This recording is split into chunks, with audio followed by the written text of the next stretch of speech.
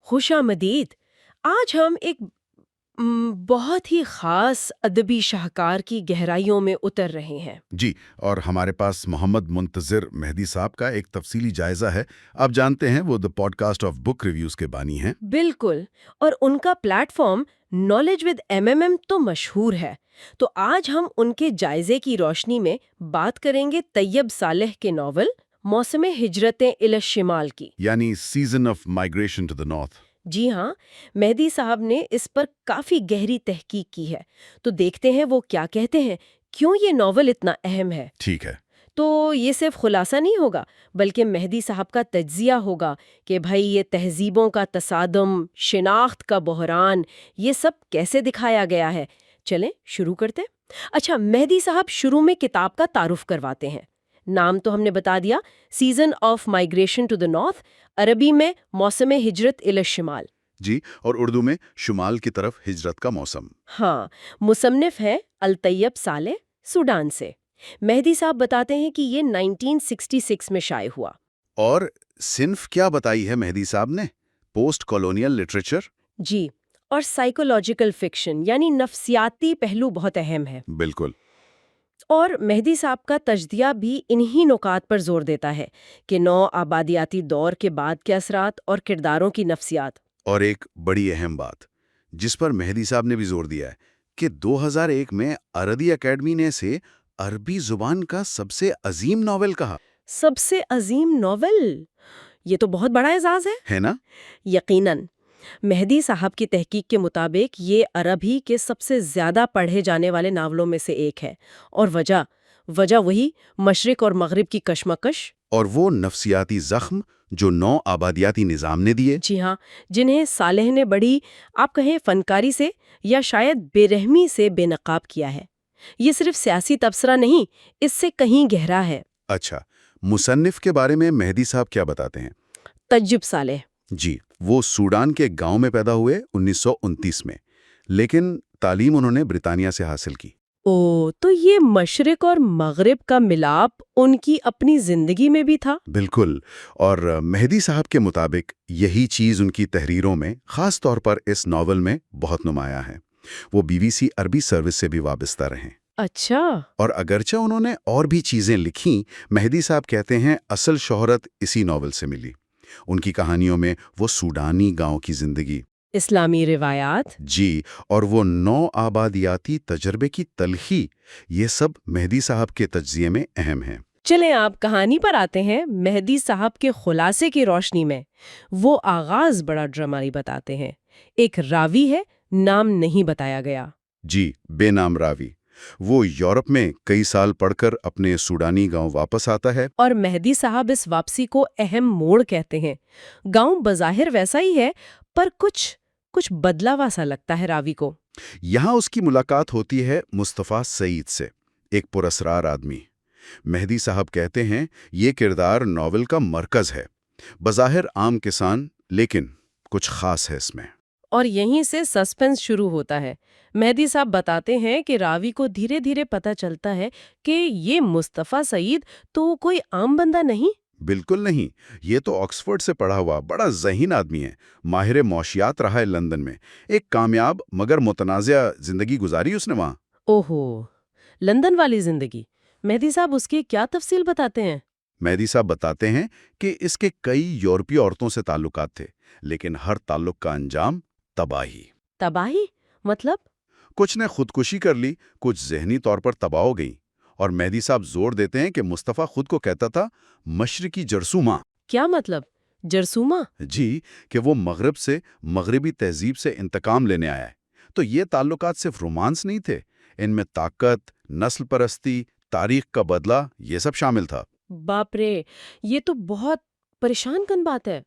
مہدی صاحب کے مطابق وہ مغربی عورتوں کو اپنے مشرقیت کے جادو سے پھانستا تھا۔ جی، لیکن مقصد محبت نہیں، فتح اور تباہی تھا۔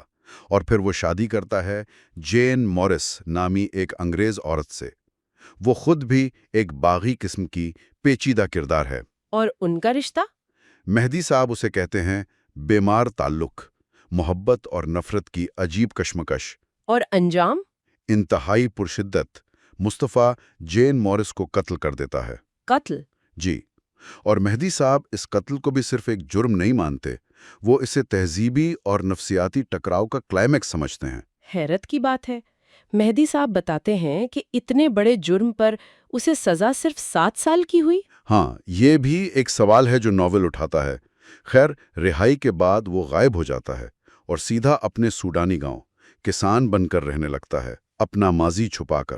اور یہ ساری کہانی وہ خود راوی کو سناتا ہے؟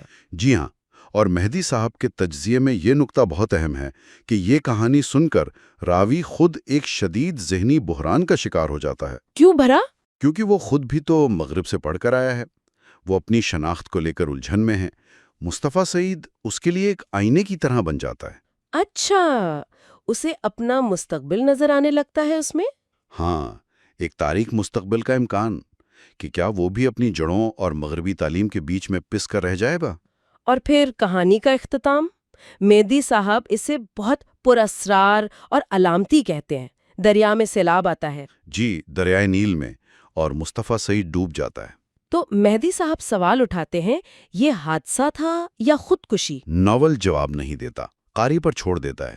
اس سے کردار اور بھی پیچیدہ اور المناک ہو جاتا ہے۔ مصطفیٰ کی موت کے بعد کیا ہوتا ہے مہدی صاحب کے مطابق؟ راوی پر ایک نئی ذمہ داری آ جاتی ہے۔ مصطفیٰ نے گاؤں میں ایک مقامی عورت سے بھی شادی کی تھی، اس کے 2 بچے تھے۔ اوہ! اب گاؤں والے اور حالات راوی پر زور ڈالتے ہیں کہ وہ مصطفیٰ کی جگہ لے، اس کی بیوہ سے شادی کرے۔ یہ تو راوی کے لیے ایک اور بحران ہو گیا، شناخت کا، ذمہ داری کا۔ بالکل، اور ناول کا آخری منظر جسے مہدی صاحب نے خاص طور پر نمایاں کیا ہے، وہ بہت طاقتور ہے۔ راوی خود کو دریا میں ڈوبتا ہوا محسوس کرتا ہے۔ وہ بھی؟ جی، وہ تیرنے کی کوشش کرتا ہے، شمال کی طرف جائے یا جنوب کی طرف، زندگی اور موت کے بیچ میں، اور پھر وہ چیختا ہے مدد کے لیے، ہیلپ ہیلپ۔ یہ چیخ مہدی صاحب اسے کیسے دیکھتے ہیں؟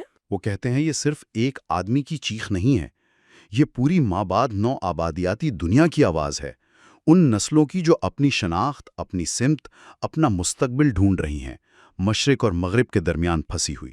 واقعی مہدی صاحب کا تجزیہ تو کہانی کی کئی پرتیں کھول دیتا ہے۔ اچھا، بنیادی موضوعات کیا ہیں ان کے مطابق؟ سب سے پہلے تو نو آبادیات اور اس کے اثرات۔ مہدی صاحب کہتے ہیں ناول صرف سیاسی غلامی نہیں، بلکہ ذہنی، ثقافتی غلامی اور اس سے پیدا ہونے والی نفسیاتی الجھنوں کو دکھاتا ہے۔ وہ مشرق مغرب کا ٹکراؤ، طاقت کا عدم توازن۔ جی، اور ایک دوسرے کو سمجھنے میں ناکامی، یہ سب ہے۔ اور دوسرا بڑا موضوع شناخت کا بحران۔ بالکل، مہدی صاحب کے مطابق مصطفیٰ اور راوی دونوں اس کی مثال ہیں۔ مغرب کی تعلیم لے لی، پر نہ پورے مغربی بنے نہ مشرقی۔ وہ جو بیچ میں لٹکے رہنے والی کیفیت ہے، مہدی صاحب اس پر بہت زور دیتے ہیں۔ صحیح۔ پھر مہدی صاحب وجودی سوالات کی بات کرتے ہیں، زندگی کا مقصد، موت، تنہائی، محبت، نفرت۔ وہ کہتے ہیں مصطفیٰ کا کردار ان سوالات کا مجسمہ ہے، اور عورتوں کے کردار وہ صرف رومانوی نہیں بلکہ تہذیبوں کے ٹکراؤ، جنسی سیاست، فتح، شکست، ان سب کی علامتیں ہیں۔ اور مصطفیٰ کے کردار کو وہ ایک نفسیاتی المیہ کہتے ہیں۔ جی، ذہین بھی، تباہ کن بھی۔ اس کی موت پر مہدی صاحب قاری کو سوچنے پر مجبور کرتے ہیں کہ ذمہ دار کون؟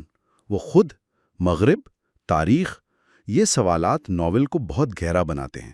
مہدی صاحب اس ناول کے اثرات کے بارے میں کیا کہتے ہیں؟ ادب پر، سوچ پر کیا اثر ہوا؟ ان کے مطابق اس نے جدید عربی ادب کو دنیا بھر میں متعارف کروانے میں بڑا اہم کردار ادا کیا۔ عالمی ادب کا حصہ بنا دیا۔ جی، خاص طور پر پوسٹ کولونیل سٹڈیز میں تو اسے بنیادی متن مانا جاتا ہے۔ مہدی صاحب بتاتے ہیں دنیا بھر کی یونیورسٹیوں میں پڑھایا جاتا ہے۔ اور صرف مغرب میں نہیں، مشرق میں بھی؟ ہاں، مہدی صاحب نوٹ کرتے ہیں کہ اردو سمیت کئی مشرقی زبانوں میں ترجمہ ہوئے اسے سراہا گیا۔ اس نے افریقہ اور مشرق میں اپنی شناخت، تاریخ اور مغرب سے تعلق پر نئی بحثیں شروع کیں۔ طیب صالح کا لکھنے کا انداز، مہدی صاحب اس بارے میں کیا کہتے ہیں؟ کیا خاص بات ہے؟ مہدی صاحب ان کے بیانیے کی بہت تعریف کرتے ہیں۔ کہتے ہیں کہانی سنانے کا انداز بہت دلچسپ ہے، سسپنس ہے، اصرار ہے، خاص طور پر مصطفیٰ کے کردار کو لے کر۔ قاری کو باندھے رکھتا ہے۔ بالکل، اور وہ صالح کی علامتی زبان کی بھی تعریف کرتے ہیں۔ دریا، صحرا، شمال، جنوب، یہ سب گہرے معنی رکھتے ہیں۔ اور وہ تضاد، سوڈانی گاؤں کی سادگی اور لندن کی پیچیدگی؟ جی، مہدی صاحب اس کو بھی نمایاں کرتے ہیں، اور کرداروں کے مکالمے وہ کہتے ہیں اکثر فلسفیانہ نفسیاتی گہرائی لیے ہوتے ہیں، قاری کو سوچنے پر اکساتے ہیں۔ تو مہدی صاحب کے اس پورے جائزے کا نچوڑ کیا ہے؟ حتمی تاثر۔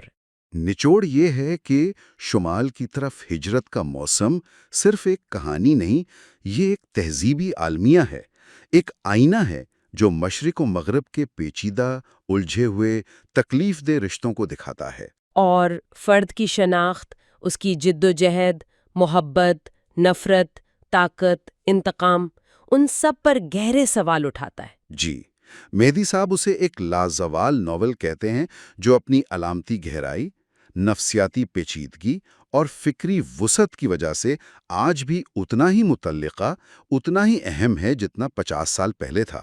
یہ قاری کو سوچنے پر مجبور کرتا ہے، دیر تک۔ بالکل۔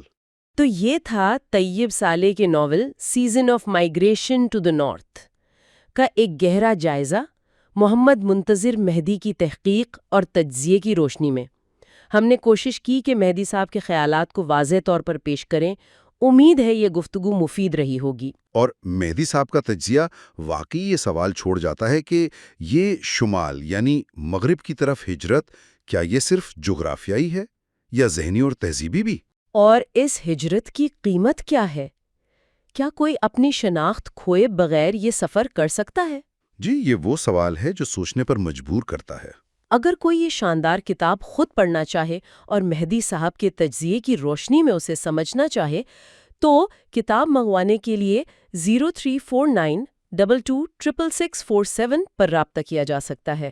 جی ہاں، اور محمد منتظر مہدی صاحب کا مکمل جائزہ، خلاصہ اور اسی طرح کا اور علمی اور ادبی مواد ان کے بلاگ knowledgewithmmm.blogspot.com سے ڈاؤن لوڈ بھی کیا جا سکتا ہے۔ اور آخر میں محمد منتظر مہدی صاحب کے کام کو سراہتے ہوئے ہمارا روایتی کریڈٹ، یہ خلاصہ اور جائزہ Muhammad Muntazir Mehdi, founder of the podcast of book reviews کی تحقیق اور پیشکش ہے، جو سوشل میڈیا پلیٹ فارمز خصوصاً یوٹیوب پر درجنوں کتابوں کے دلچسپ معلوماتی اور علمی مواد شیئر کرتے ہیں، جبکہ واٹس ایپ اور فیس بک پر نالج ود MMM کے نام سے گروپ سیریز چلا رہے ہیں۔ نالج ود MMM یہ platform Muhammad Muntazir Mehdi MMM کی زیر نگرانی چل رہا ہے، جو آپ کے ذہن کو علم کے وسیع ذخیرے سے مالا مال کرنے کے لیے وقف ہے۔